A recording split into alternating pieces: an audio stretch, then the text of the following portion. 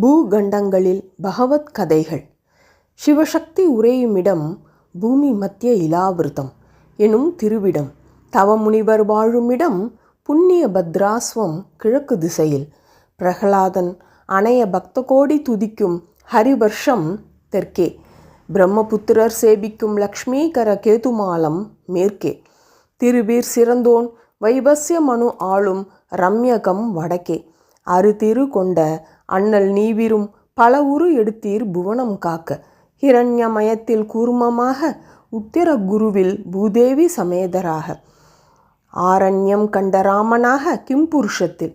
நாராயணனாக பரதகண்டத்தில்.